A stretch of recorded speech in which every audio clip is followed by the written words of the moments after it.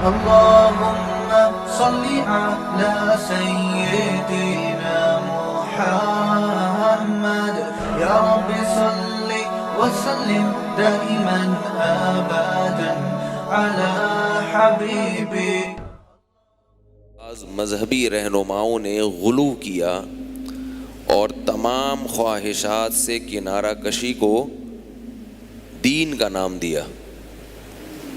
عیسائیوں میں ایسا بہت ہوتا تھا کہ تمام خواہشات کو چھوڑ کے جنگل میں نکل جاتے تھے, سب سے کنارہ کشی اختیار کرتے تھے. اس کو نام دیتے تھے تقویٰ کا. اسے کیا نام دیتے تھے؟ تقویٰ. بس دنیا سے بے رغبتی ہر چیز میں. اسلام میں تقوی کا یہ مفہوم نہیں ہے. اسلام میں تقوی کا یہ مطلب نہیں ہے. تقویٰ کا مطلب ہے ان چیزوں سے بچنا جن چیزوں سے بچنے کا اللہ نے حکم دیا ہے. بات آ رہی ہے سمجھ میں؟ ہر چیز سے بچنا ضروری نہیں,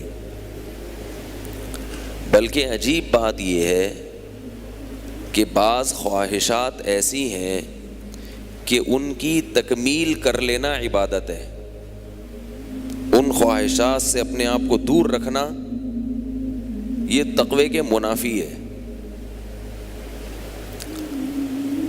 ہر خواہش سے اجتناب کرنا یہ تقوی نہیں ہے. اور بلکہ اس کے برعکس ہے کہ بعض خواہشات ایسی ہیں کہ ان کی تکمیل کر لینا کیا ہے؟ تقوی ہے. دیکھو, افطار کے وقت آپ کا افطاری کرنے کا دل چاہتا ہے کہ نہیں چاہتا؟ تو تقوی کا تقاضا کیا ہے کہ اس دل کی چاہت پر آپ عمل کریں یا بچیں. بول لیں گے نا تو بات فائدہ ہوگا بہت انشاءاللہ. بولنے کا دل تو نہیں چاہتا, لیکن تقوی یہ ہے کہ بول لیں. بعض دفعہ خواہشات کے خلاف چلنا تقوی ہے. اصل میں تو تقوی کی جو میننگ ہے ڈکشنری میں بچنا, بچا وہاں جاتا ہے جہاں دل چاہ رہا ہو جانے کا. دل ہی نہیں چاہ رہا تو پھر بچنا یہ تقوی بھی نہیں ہے, کیونکہ اس کو بچنا کہتے ہی نہیں ہے. اس کو بچنا کہتے ہی نہیں ہے. آپ کا دل ہی نہیں چاہ رہا ہے چوری کرنے کا, کیونکہ وہاں پولیس بیٹھی ہوئی ہے. آپ کو پتہ ہے کہ اگر میں نے یہاں جیب کاٹنے کی کوشش کی ایس ایچ او صاحب کی جیب سے تو میری خیر نہیں ہے. وہاں آپ کا دل ہی نہیں چاہ رہا چوری کرنے کا, تو یہاں چوری سے بچنا تقوی نہیں کہلائے گا, کیونکہ یہ بچنا ہی نہیں ہے نا. اندھا نابینا وہ بد نظری کر ہی نہیں سکتا. اب وہ کہے کہ مجھ میں تقوی بہت ہے کیونکہ میں بد نظری نہیں کرتا, بد نظری سے بچتا ہوں. ہم کہیں گے آپ بد نظری نہیں کرتے, یہ بات تو درست ہے, مگر بد نظری سے بچتے ہیں یہ بات درست نہیں ہے. کیونکہ بچتا وہ ہے, بچا وہاں جاتا ہے جہاں اس کا تصور ہو, امکان ہو. تقوی کی جو دوسری ڈیفینیشن ہے نا, اس کو ہم آسان زبان میں بریک لگانا بھی کہہ سکتے ہیں. تو بریک کھڑی ہوئی گاڑی کو نہیں لگتی, چلتی ہوئی گاڑی کو لگتی ہے. گاڑی کھڑی ہوئی ہے, آپ کہیں اس کو بریک لگاؤ تو ڈرائیور کہے گا اس کو بریک لگانے کی ضرورت نہیں, سوائے بریک شو کے خراب ہونے کے کچھ بھی چیز حاصل نہیں ہوگی. ایکسیلریٹر پہ پاؤں ہو اور گاڑی چل رہی ہو, جب ایکسیلریٹر پہ پاؤں ہوتا ہے گاڑی ایک سمت میں جا رہی ہوتی ہے, اس کا دل چاہ رہا ہوتا ہے گاڑی کا کہ میں ادھر کو جاؤں, آپ بریک لگا کے گاڑی کی خواہشات کو ذبح کر دیتے ہیں. صحیح ہے نا؟ تبھی تو وہ بریک شو جو ہیں وہ ٹائر سے آگے لگتے ہیں اور رگڑ کھا کے اس کو روکتے ہیں. تو تقوی کا مطلب خوب اچھی طرح سمجھیں. لغت میں تقوی بچنے کو کہتے ہیں, اور بچا بچنے کا لفظ وہاں استعمال ہوتا ہے جہاں کرنے کا تصور ہو، دل چاہ رہا ہو کرنے کا. ہمارے نفس کا جو ایکسیلریٹر ہے ہمارا اس پہ پاؤں ہو اور نفس کی گاڑی اس طرف بھاگ رہی ہو. پھر آپ کیا کریں؟ اپنا دوسرا پاؤں بریک پہ لگا دیں. اور یہ بڑا ہی مشکل کام ہے، اس سے بریک شو گھستے بھی ہیں، آئل چینج کرنا پڑتا ہے بار بار. لیکن عجیب بات ہے کہ بعض دفعہ خواہشات کے پورا کرنے کو بھی شریعت کیا کہہ دیتی ہے؟ تقوی.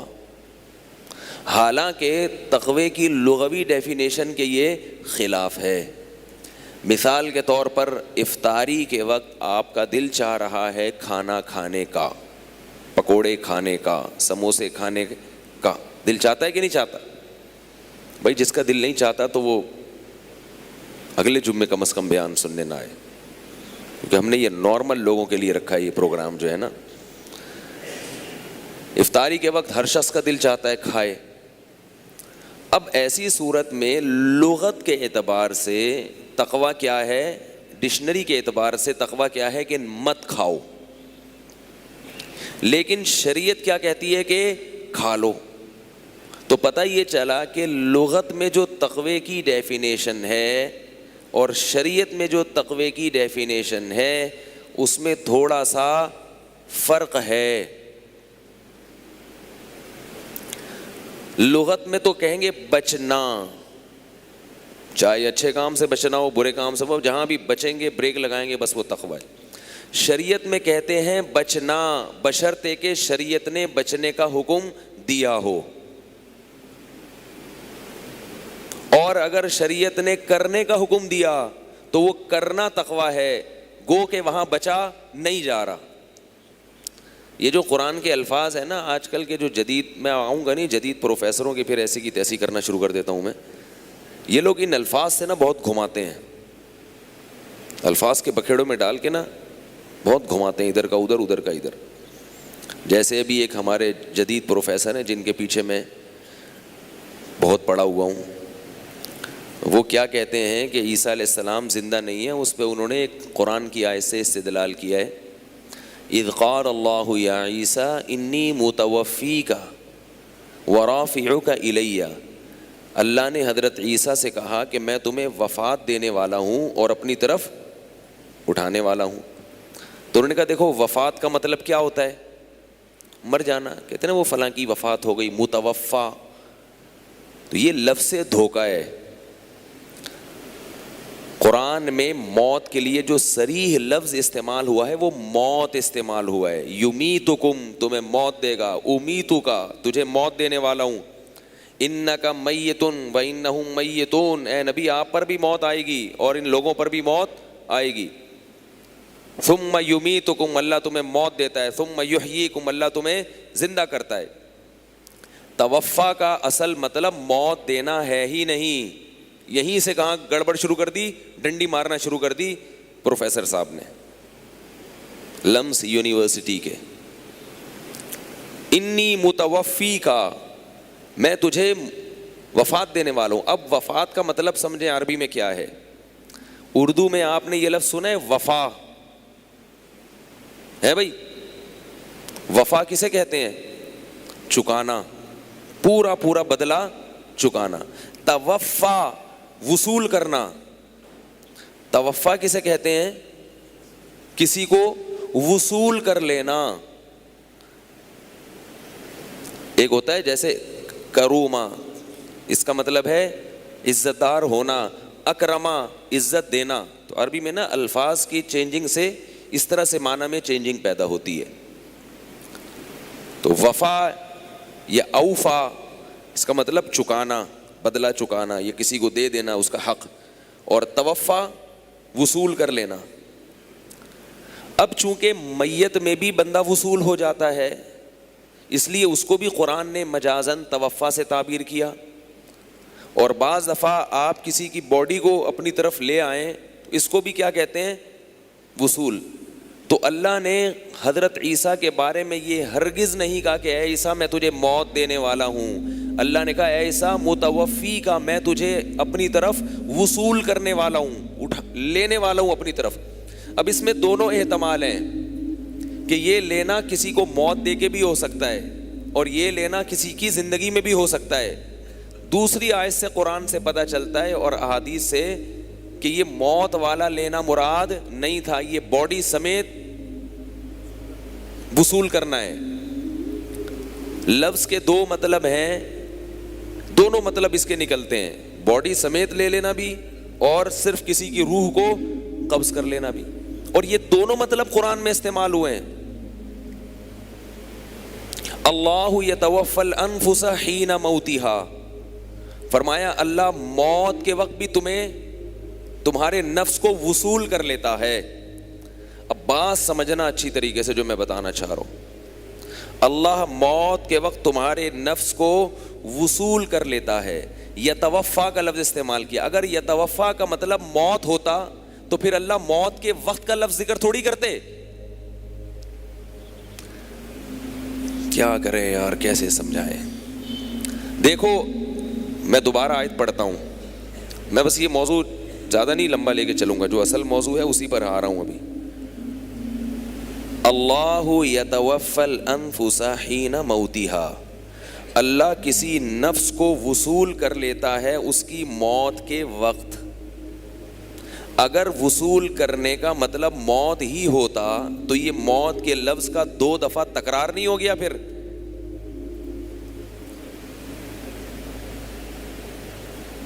ہے بھائی،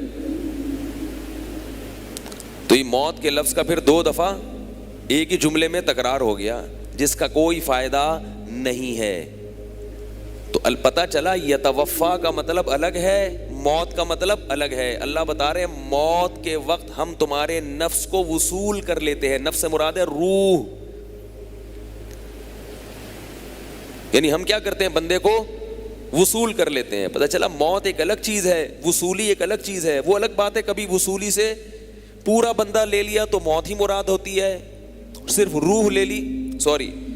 روح لے لی تو موت مراد ہوتی ہے، پورا بندہ وصول کر لیا تو موت مراد نہیں ہے۔ کیونکہ قرآن مجید میں صاف لفظوں میں اللہ نے کہا وما قتلوہ وما صلبوہ، کہ یہودیوں نے عیسیٰ ابن مریم کو قتل نہیں کیا، سولی پر نہیں لٹکایا، ولیکن شبہ لہم، معاملہ مشتبہ ہو گیا ان کے اوپر، بل رفعہ اللہ الیہ، اے اللہ پھر ہوا کیا ہے جب نہ قتل کیا نہ سولی پہ لٹکایا؟ اللہ کہہ رہے ہیں بلکہ بات یہ ہے کہ اللہ نے ان کو اپنی طرف اٹھا لیا۔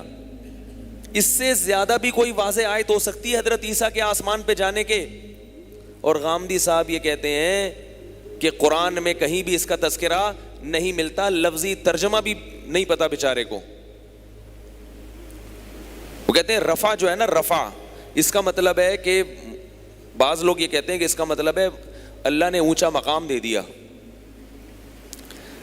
تو اللہ نے اونچا مقام دینا ہوتا تو اللہ پہلے قتل کی نفی کر رہے ہیں، پھر اللہ یہ بھی نفی کر رہے ہیں کہ سولی پہ بھی نہیں لٹکایا، پھر کہہ رہے ہیں کہ سوال پیدا تھا ہوا کیا ہے؟ اللہ کہہ رہے ہیں کیا ہوا ہے، اٹھا لیا میں نے اپنی طرف۔ موت دے کے اٹھایا ہوتا تو قتل کی نفی، سولی کی نفی نہ ہوتی۔ نہیں یاری میرا خیال ہے بات۔ دوسری بات یہ ہے کہ یہ جو استدلال کیا جاتا ہے، اذ قال اللہ یا عیسیٰ، جب اللہ نے کہا کہ اے عیسیٰ انی متوفیکا، میں تجھے وصول کر لوں گا، میں تجھے وصول کر لوں گا، اس آیت کو کس سیاق و سباق میں ذکر کیا جا رہا ہے؟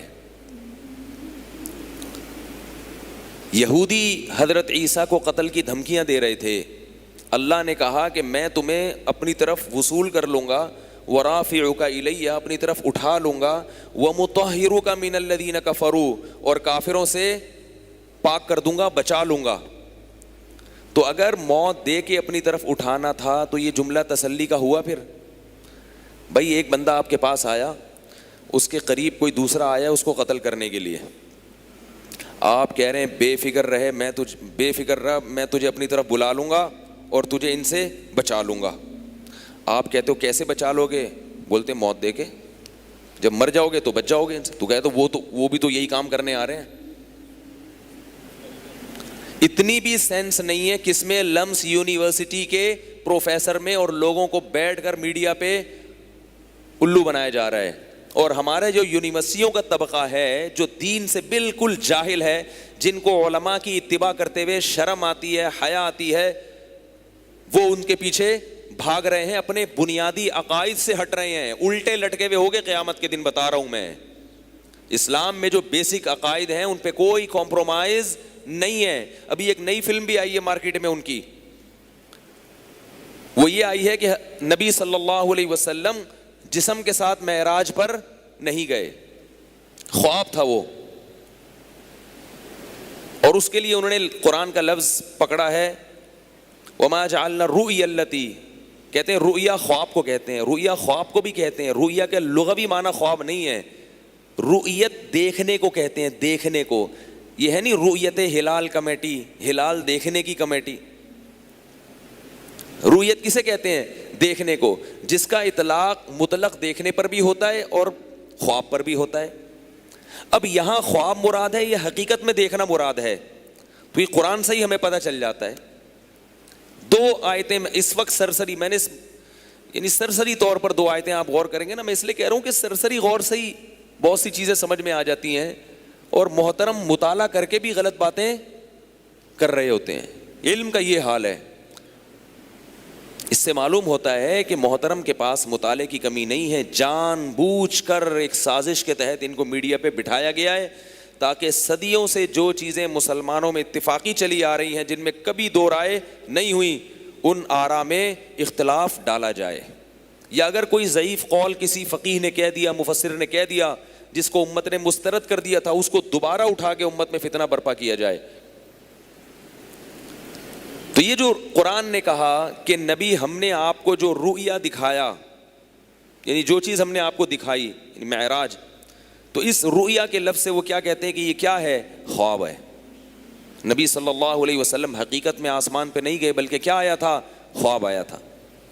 تو اللہ نے اس کو کیا کہا ہے؟ فتنۃ للناس, ہم نے اسے لوگوں کے لیے آزمائش بنا دیا. آزمائش کیا؟ کچھ سن کے ایمان لائیں گے اور کچھ سن کے انکار کر دیں گے کہ یہ ہماری سمجھ میں نہیں آتا. خواب آزمائش بن سکتا ہے؟ نبی اگر بتاتے ہیں مجھے خواب آیا, تو کہتے خواب تو کسی کو بھی آ سکتا ہے بھائی.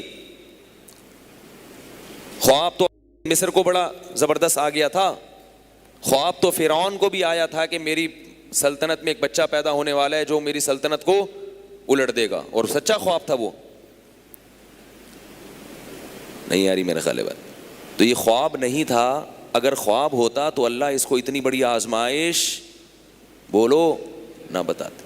دوسری بات یہ, سورہ بنی اسرائیل جہاں سے شروع ہو رہی ہے, سبحان الذی اسرا بعبدہ لیلا من المسجد الحرام الی المسجد الاقصی, پاک ہے وہ ذات ہر عیب سے جو اپنے عبد کو, اپنے بندے کو, لیلن رات کے تھوڑے سے حصے میں, پوری رات نہیں, اللیل نہیں ہے, اللیل ہوتا تو پوری رات, لیلن تنوین ہے. جو گرامر جانتے ہیں خوب سمجھتے ہیں کہ لیلن کا مطلب رات کا تھوڑا سا حصہ. پاک ہے وہ ذات ہر عیب سے جو اپنے بندے کو رات کے تھوڑے سے حصے میں مسجد حرام سے مسجد اقصی کی طرف لے گیا. یہاں اللہ کیا بیان کر رہے ہیں؟ اپنی طاقت اور قدرت. جب بھی کوئی عجیب واقعہ ہوتا ہے ہم کیا کہتے ہیں؟ سبحان اللہ. نہیں آئی بات. خواب میں آپ راکٹ میں بھی بیٹھ جائیں نا, پوری دنیا کی سیر کر لیں, صبح اٹھ کے آپ کہیں گے نا میں نے خواب میں آج دیکھا میں چاند پہ ہوں, آپ نہیں کہیں گے سبحان اللہ, یہ نہیں کہیں گے, آپ بولیں گے بھائی اس سے کیا, خواب میں تو پتہ نہیں. اور اگر وہ یہ کہتا ہے کہ میں حقیقت میں چاند سے ہو کے آیا ہوں, سبحان اللہ, یا تو تم جھوٹ بول رہے ہو یا پھر کیا بھائی, سبحان اللہ. تو اللہ کہاں سے کلام کی ابتدا کر رہے ہیں؟ سبحان الذی, ہر عیب سے پاک ہے, یعنی اپنی طاقت اور قدرت بتا رہے ہیں. طاقت اور قدرت, کہ میری اتنی بڑی قدرت اور طاقت ہے کہ اپنے بندے کو میں رات کے تھوڑے سے حصے میں مسجد حرام سے مسجد اقصی کی طرف لے کر گیا. اور رات کا تھوڑا سا حصہ اپنی طاقت اور قوت کو سمجھانے کے لیے. خواب کے لیے یہ بتانا ضروری نہیں ہے کہ رات کے تھوڑے سے حصے میں میں نے یہ کیا. خواب میں رات کے تھوڑے سے حصے میں ہو یا ساری رات ہو, اس سے کوئی فرق نہیں پڑھتا. اللہ بتا رہے ہیں کہ پوری رات بھی نہیں, رات کے تھوڑے سے حصے میں اپنے پیغمبر کو کہاں لے کر گیا ہوں؟ مسجد حرام تک. سمجھ رہے ہو بات کو کہ نہیں سمجھ رہے؟ اب آپ اس پہ کہہ سکتے ہیں کہ ممکن ہے کوئی نئی فلم آئے مارکیٹ میں اور وہ کہے کہ بھئی یہاں سے وہاں تک تو قرآن سے جانا ثابت ہے, آسمانوں پہ جانا قرآن سے ثابت. بھئی مسجد حرام سے مسجد اقصیٰ تک تو جانا مان لیا, باقی خواب تھا. تو اللہ کے بندو کہ جو اللہ رات کے سیکنڈ کے اتنے سے حصے میں اتنا لمبا سفر محمد صلی اللہ علیہ وسلم کو کرا سکتے ہیں, ان کو پھر آگے لے جانے کے لیے خواب دکھانے کی کیا ضرورت ہے؟ اور یہ واقعہ ایک ہی رات میں ہوا ہے, تو یہ عجیب بات ہے کہ آدھا کام تو پوری باڈی کے ساتھ ہو رہا ہے, باقی آدھا کیا ہو رہا ہے؟ بھئی اللہ جب اپنے بندے کا اکرام کر رہے ہیں تو یا تو پورا اکرام خواب کے ذریعے کریں یا پورا اکرام جاگتی حالت میں. اس کی مثال ہے, آپ نے کسی مہمان کو بلایا, اس کے سامنے خوب بہترین چیزیں رکھیں, اب کھایا اس نے, آخر میں وہ کہہ رہا ہے یار میٹھا کہاں ہے؟ بھئی آپ نے میرا اکرام کر دیا, مرغا بھی کھلا دیا, بریانی بھی کھلا دی, قورمہ بھی کھلا دیا, کولڈ ڈرنک بھی ہوگی, میٹھا رہ گیا. تو آپ کہتے ہیں اب سو جاؤ, میٹھا خواب میں کھلائیں گے ہم تمہیں. کہہ گئے پھر باقی یہ چیزیں بھی خواب میں ہی کر دیتے, باقی چیزیں بھی خواب میں کرتے.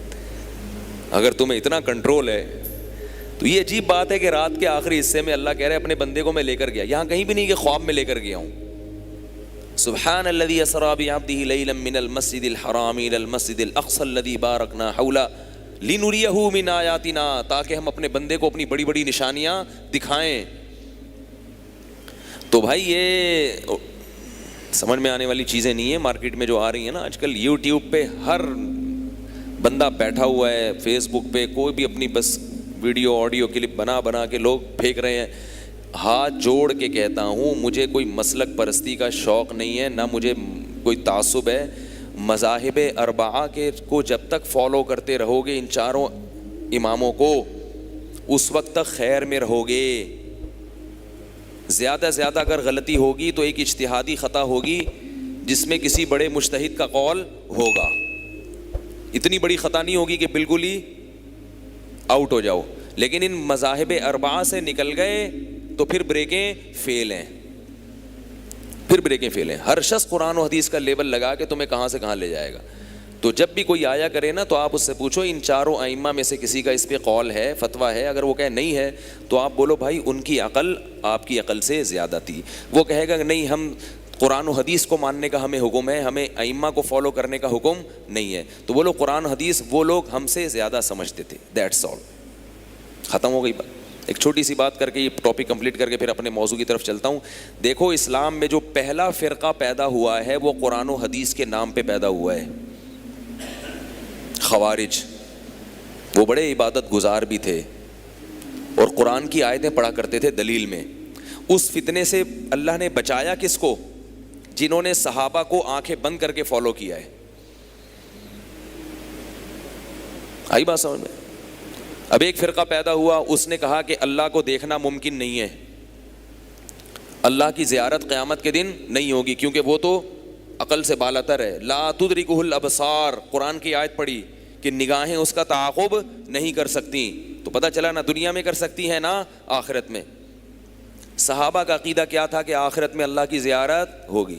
تو جو صحابہ کو ماننے والے تھے انہوں نے کہا تمہارے دلائل ایک طرف, ان دلیل کا جواب ہمیں آئے نہ آئے, لیکن ہم کس کو مانتے ہیں کہ قیامت کے دن اللہ کی زیارت نیک بندوں کو ہوگی.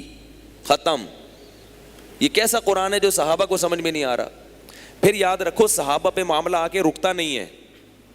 بعض کہتے ہیں ہم صحابہ کو مانتے ہیں اس کے بعد کسی کو نہیں مانتے. غلط. صحابہ کو ماننے والے کون تھے؟ تابعین. تابعین میں جو ائمہ ہیں مشہور ہیں, ایسے نہیں کہ ہر ایک میں تو گمراہ بھی ملیں گے آپ کو. خوارج بھی ہیں تابعین میں, معتزلی بھی ہیں, روافظ بھی ہیں, ہر طرح کے لوگ ہیں.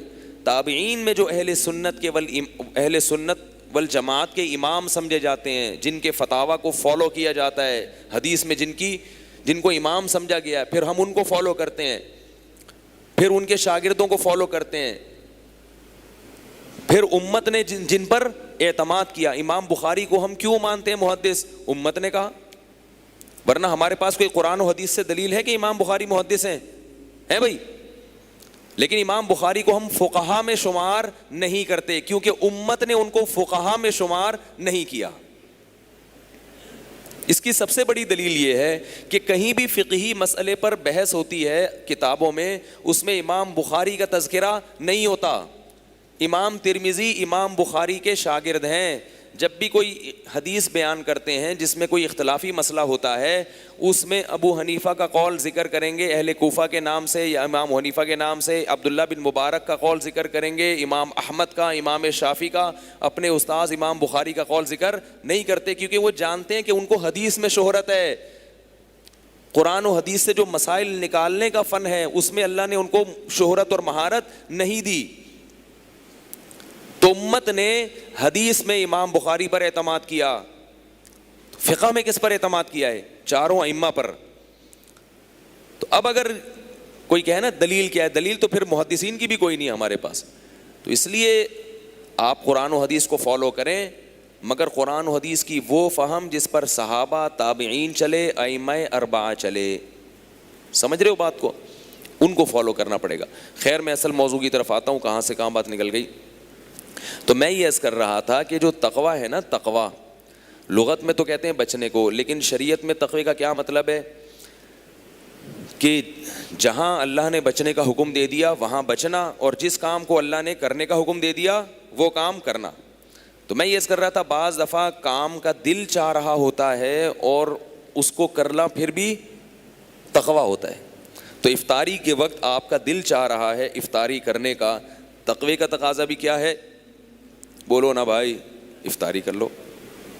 یہی شریعت میں جس کو تقویٰ کہا گیا، کیونکہ اللہ خوش ہو رہے ہیں. سحری کھانے کا دل چاہتا ہے نا، اس لیے چاہتا ہے کہ نہیں کھائی تو سارا دن پیٹ کمر سے چپکا رہے گا. اتنے موٹے موٹے الارم لگا کے سوتے ہیں بھائی ایسا نہ ہو، کیونکہ گرمیوں کے روزے چل رہے ہیں. اور بعض دفعہ بعض لوگ تراویح کے بعد کھانا نہیں کھاتے، افطاری میں ہی کھا لیتے ہیں، پھر وہ سحری میں جا کے کھاتے ہیں. اگر سحری میں آنکھ نہیں کھلی گئے.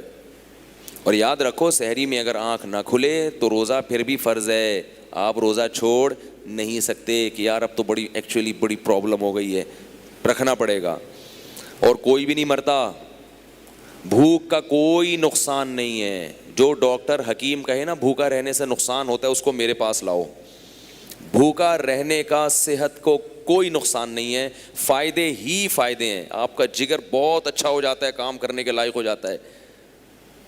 بھوکا رہنے کا ایک نقصان ہے، وقتی کمزوری.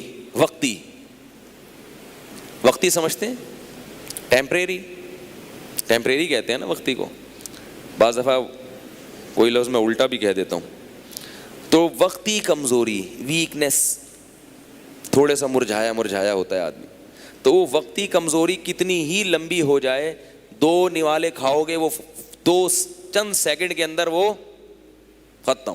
اب دیکھو ہم روزے میں گرمی بعض دفعہ ہوتی ہے، کہیں کام سے نکلے بغائے ایسے مرجھائے ہوئے، عصر تک عجیب حالت ہو چکی ہوتی ہے، بالکل ایسے جھوم رہے ہوتے ہیں. افطاری کے وقت آپ نے کیا ایک پکوڑا رکھا، ایک آدھ گلاس شربت کا یا پانی کا پیا، ایک دم کمر سیدھی ہوتی ہے کہ نہیں ہوتی؟ ایک دم فٹ فاٹ. مغرب میں کیسے اچھلتے ہوئے پریڈ کرتے ہوئے آ رہے ہوتے ہیں، نماز بھاگے ہوئے آ رہے ہوتے ہیں. عصر میں آپ لوگوں کے نماز کے لیے آنے کا اسٹائل دیکھیں اور مغرب میں زمین آسمان کا فرق ہوتا ہے. تو یہ 2 نوالے آگ لگا دیتے ہیں جسم میں جا کے. اور اس سے ہمیں یہ بھی پتہ چل جاتا ہے کہ ہمیں اپنے جسم میں انرجی پیدا کرنے کے لیے زیادہ کھانے کی ضرورت نہیں ہے. یہ تو اب ڈاکٹر بھی اس طرف آ گئے ہیں. بعض ڈاکٹر پہلے کہتے تھے بس ہر وقت کھاتے رہو، تھوڑا تھوڑا کچھ نہ کچھ کھاتے رہو. اب ان کی بھی یہ رپورٹ ہے کہ ہمیں اتنی کیلوریز کی ضرورت نہیں ہوتی جتنی ہم کھا رہے ہیں.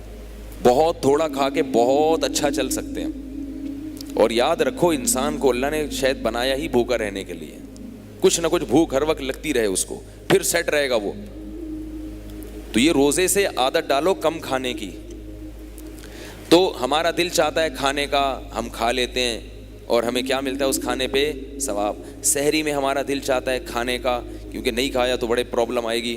تو نبی نے کیا ترغیب دی؟ سحری کھاؤ، دی نا. تو بہت سے کام تو میرے بھائی ایسے ہیں جو اللہ نے ہمیں کرنے کا حکم دیا اور ہمارا دل بھی چاہتا ہے، تو ان میں تو کوئی پرابلم ہے نہیں، وہ تو سب مسلمان بہت اخلاص کے ساتھ کرتے ہیں ایسے کام. یہ والا تقویٰ 100% مسلمانوں میں ہے، یہ والا تقویٰ مسلمانوں میں بولو نا، لیکن نہیں ہے. حقیقت یہ ہے کہ بعض کام ہمارا کرنے کا بہت دل چاہتا ہے، شریعت نے ثواب بھی بتایا، مگر ہم اس کو کرنا تقوی کے خلاف سمجھتے. وہی بات آئے گی، چھوڑو رہنے دو. 4 شادیوں کا ہر مسلمان کا دل چاہتا ہے، لیکن کوئی کر لینا تو اسے کیا کہا جاتا ہے؟ عیاش، عیش پرست. اور اگر کوئی خوبصورت لڑکی سے کر لے پھر تو چھوڑتے نہیں اس کو، لوگ بولتے بیوہ سے کرتے نا کسی، یا کسی 60 سالہ بڈھی خاتون سے کرتے تو ثواب تھا. او بھائی صرف ثواب ہی نہیں چاہیے اس کو. سمجھ رہے ہو بات؟ ایک صاحب میرے پاس آئے، نوجوان تھا، 25-26 سال عمر تھی، تو اس کے لیے رشتہ آیا 55 سال کی خاتون کا. تو وہ نکاح کا پروگرام بنا لیا انہوں نے. میں نے کہا آپ کیوں کر رہے ہیں 55؟ آپ کی عمر 25 سال ہے. وہ 55 کہہ رہے سنت ہے. کیا کہہ رہے ہیں؟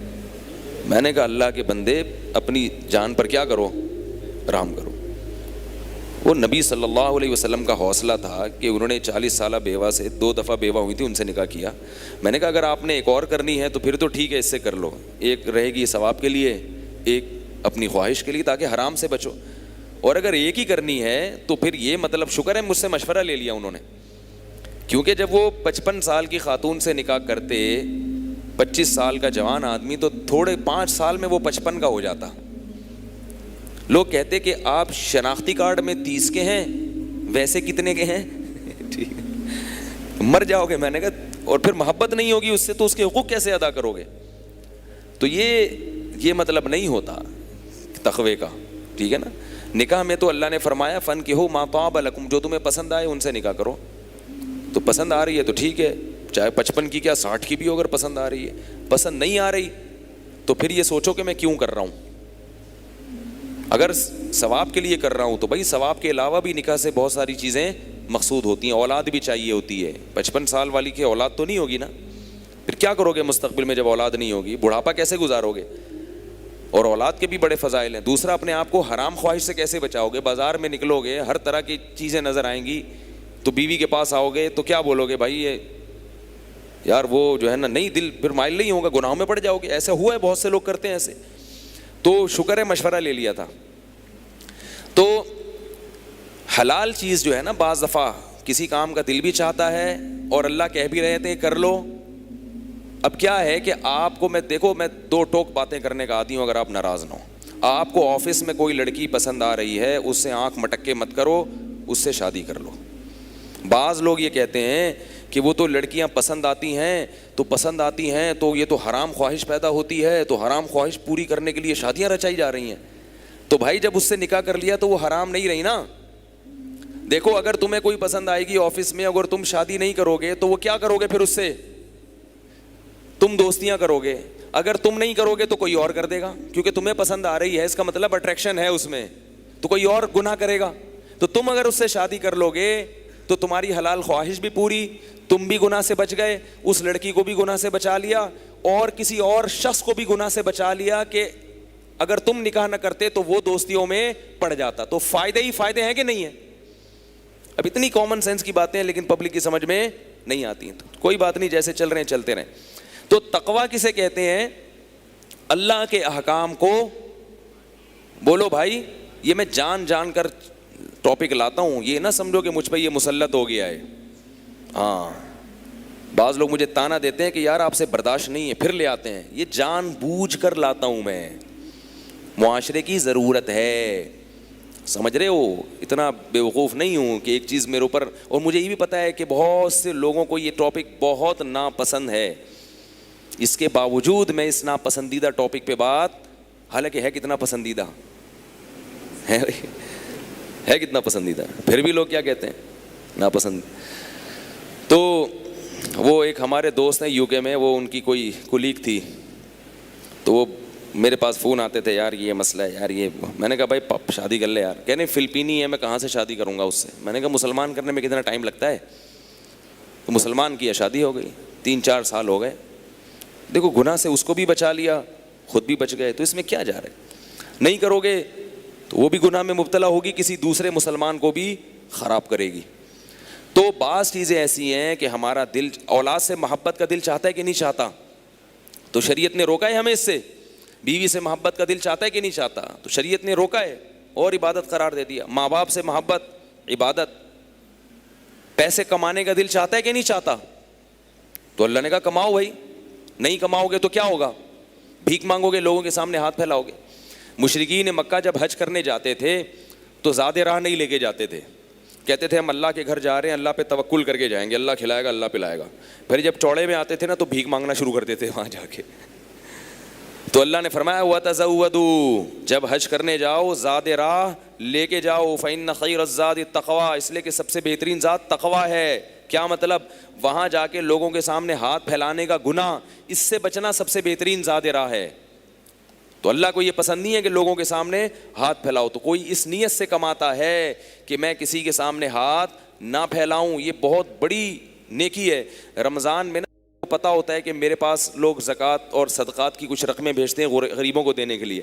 بہت سارے آرٹیفیشل غریبوں کا میرے پاس رمضان میں رش ہوتا ہے, اور میں چہرہ دیکھ کے اندازہ لگا لیتا ہوں کہ یہ کتنی بڑی فلم ہے. ایسی ایسی کہانیاں گھڑتے ہیں آ کے, مولوی صاحب ایکچولی بات اصل میں یہ ہے کہ میں تو مانگتا ہی نہیں, ہمارے تو باپ نے, یعنی سارے پورے وہی الفاظ نہیں ہیں, تھوڑا سا میں اپنا بھی مسالہ لگا رہا ہوں, لیکن اسٹائل یہی ہوتا ہے اسی قسم کا کہ ہمارے تو ابا نے بھی منع کیا مانگنے سے, ہمارے تو باپ دادا میں رواج ہی نہیں ہے. لیکن مسئلہ کچھ ایسا آ گیا ہے کہ بس وہ اگر میں نے یہ نہیں کیا تو میں ناجائز کی طرف چلا جاؤں گا, اور میں گناہ سے بچنا چاہتا ہوں. ان کو پتہ ہے نا مولوی کی جیب سے کیسے پیسے نکلیں گے. تو کتنا افسوس کی بات ہے نا, کتنے افسوس کی کہ آپ لوگوں کے سامنے بھیک مانگ رہے ہو. اور بھکاریوں کے بارے میں میرا تجربہ ہے کہ کسی کو ایک دفعہ دے دو, موت تک آپ کی جان نہیں چھوڑے گا. ایک مشہور بھکاری ہے ہمارے محلے میں, پہلے میں اس کو میرے پاس آتا تھا, میں اس کو دے دیتا تھا, میں سمجھتا تھا بیچارہ مستحق ہے. کسی نے بتایا کہ یہ میرے پاس بھی آتا ہے, یہ فلاں کے پاس, پہلے میں سمجھتا تھا کہ یہ بھکاری نہیں ہے, یہ تو میرے سے اس طرح خصوصی تعلق ہے, تو اس بیس پر وہ شو بھی یہی کرتا تھا. پتہ چلا کہ محلے میں ہر ایک کے سامنے یہ اس نے یہی شو کیا ہوا ہے کہ میں بھکاری نہیں ہوں, صرف آپ سے خصوصی تعلق کی بیس پر آپ کے سامنے اپنی حاجت رکھ رہا ہوں. تو مخصوص ڈریس ہوتا ہے ان لوگوں کا, پھٹے پرانے کپڑے ہوتے ہیں, چاہے یہ کروڑوں روپے کے بھی مالک بھی ہوں پھر بھی دھوتی بنیان میں ہی گھومیں گے یہ. تو اللہ نے کیا فرمایا کہ بہترین ذات کیا ہے؟ تقویٰ. تو پیسے کمانے کا دل چاہتا ہے نا, یہ بھی تقویٰ ہے. کماؤ بھائی, اللہ نے کب روکا ہے, لیکن حلال کماؤ. بہت سارے کام ایسے ہیں جو ہمارا دل چاہتا ہے. اچھا, بعض چیزیں تقوی میں ایسی بھی ہیں کہ ہمارا دل نہیں چاہتا کہ ہم نہیں کریں. تقویٰ بھی یہی ہے کہ نہیں کرو, لیکن پھر بھی ہم کرتے ہیں. جب میت ہو جائے تو دل چاہتا ہے کہ پیسے اڑائیں, اتنی محنت سے ہم نے جو پیسے کمائے ہیں وہ دیگوں میں اڑا دیں. دل چاہتا ہے, کسی کا دل نہیں چاہتا, لیکن ہم پھر بھی اڑاتے ہیں. ہمارا دل نہیں چاہتا کہ ہم پیسے اڑائیں, اللہ بھی کہتے ہیں کہ نہیں اڑاؤ, مگر ہم اپنے نفس کی خواہش کے خلاف چل کے گناہ کر رہے ہوتے ہیں. اللہ کے بندو, کم از کم وہ گناہ تو چھوڑ دو جن کا دل ہی نہیں چاہتا, ٹھیک ہے نا, وہ گناہ تو چھوڑ دو جن کا دل چاہتا ہی نہیں ہے. وہ گناہ کرو جس کا دل چاہتا ہے, سزا تو اس کی بھی ہے لیکن مزہ بھی تو ہے نا. ایک گناہ ہے جس کا دل نہیں چاہ رہا پھر بھی کر رہے ہو, خام خواہ کی ٹھکائی, یہاں بھی ٹھکائی اس لیے کہ دل نہیں چاہ رہا, اور وہاں بھی ٹھکائی. کسی کا دل نہیں چاہتا اپنا پیسہ اڑانے کا, اسراف کرنے کا. پیسہ سب کو عزیز ہوتا ہے اور ہونا بھی چاہیے, اللہ کی بہت بڑی نعمت ہے, اس سے بہت سارے کام بن جاتے ہیں انسان کے, دین اور دنیا دونوں کے کام بنتے ہیں پیسے سے. حکیم الامہ مولانا اشرف علی تھانوی رحمہ اللہ نے لکھا ہے کہ پیسے کو معمولی نعمت نہیں سمجھنا چاہیے, بہت بڑی نعمت ہے. ہاں, اگر اللہ نے کسی کو نہیں دیا تو صبر کرے, پھر وہ غربت والی نعمت کو سوچے کہ نبی صلی اللہ علیہ وسلم کو اللہ نے مسکین بنایا تھا, لیکن جب ہے اس کو ضائع. اگر پیسہ کم درجے کی نعمت ہوتا تو اللہ اس کو اڑانے کی اجازت دیتے کہ یہ تو کچھ بھی نہیں ہے, اڑا کے ختم کر دو. اسراف کو اللہ نے کتنا کبیرہ گناہ قرار دیا, کتنا کبیرہ گناہ قرار دیا. تو کسی کا بھی دل نہیں چاہتا فضول اڑائے, مگر پھر بھی نہ چاہتے ہوئے اڑاتے ہیں. شادیوں میں, دعوتوں میں, پھر بعد میں خود ہی بیٹھ کے رو رہے ہوتے ہیں, ہائے یہ کیا ہو گیا, ہائے. 2 دن کی خاطر نا پبلک کو خوش کرنے کے لیے مہندی مایوں, 1 ہفتے کی وہ شادی کی پوری وہ ہوتی ہے, 1 ہفتے پبلک کو خوش کرنے کے لیے اڑا دیتے ہیں.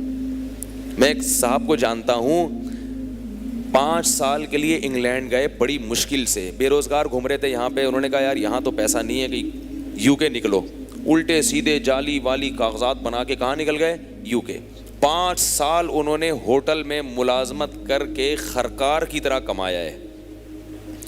حالانکہ یہاں کیا تھے وہ سست, وہاں گئے ہیں تو ہوٹل میں برتن دھو دھو کے, یہاں تو بیوی کے ساتھ مل کے برتن دھوتے ہوئے شرم آتی ہے آدمی کو. نبی صلی اللہ علیہ وسلم کی سنت ہے گھر والوں کے ساتھ کام میں ہاتھ بٹانا, تو یہاں تو شرم آتی ہے. لیکن وہاں جا کے سب کیا کرتے ہیں, جتنے بھی ہمارے مسلمان بھائی ہیں وہ انگریزوں کے برتن دھو رہے ہوتے ہیں. ٹھیک ہے, میں یہ نہیں کہہ رہا ناجائز ہے, اگر بھیک مانگنے سے بہتر ہے بھائی اب کسی کے بھی برتن دھو کے کما لو, بھیک سے بہرحال بہتر ہے. تو وہاں جا کے انہوں نے کمائے, ٹھیک ہے, اچھا کیا, اچھی بات ہے, حلال کمایا. جب واپس آئے ہیں تو اپنی شادی میں سارا اڑا دیا, یہ بتانے کے لیے کہ میں کوئی معمولی آدمی نہیں ہوں, میں کہاں سے آ رہا ہوں, یو کے سے. اس کے بعد ویسے ہی ہو گئے جیسے پہلے تھے. اس کے بعد دوبارہ یو کے بھی نہیں جا سکے, اور پھر تھوڑے دنوں میں ہارٹ اٹیک ہوا, بچ گئے عبرت کے لیے. تو یہ ہو رہا ہے. تو یہ جو اڑایا جا رہا ہے پیسہ, اس پیسے میں کسی کا اڑانے کا دل نہیں کرتا مگر پھر بھی اڑایا جاتا ہے. تو یہ ساری چیزیں تقوی کے منافی ہیں, سمجھ رہے ہو, یہ ساری چیزیں کیا ہیں, تقوی کے منافی.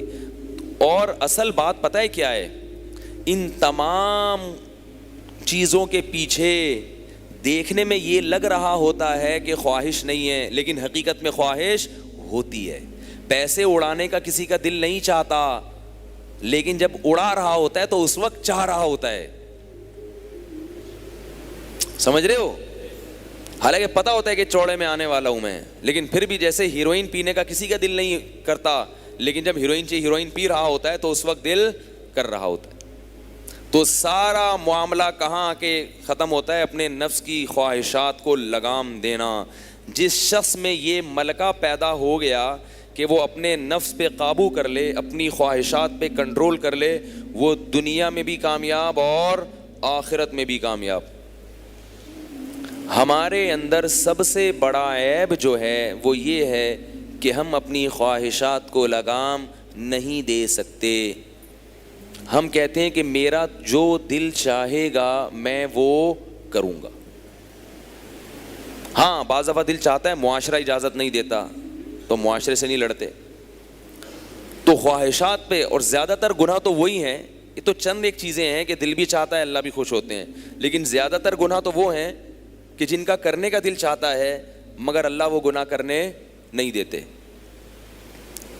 اور یاد رکھو کہ جب تک گناہ نہیں چھوڑو گے اللہ کی طرف سے جہنم کے عذاب سے بچنے کا وعدہ نہیں ہے اور جنت کا وعدہ نہیں ہے.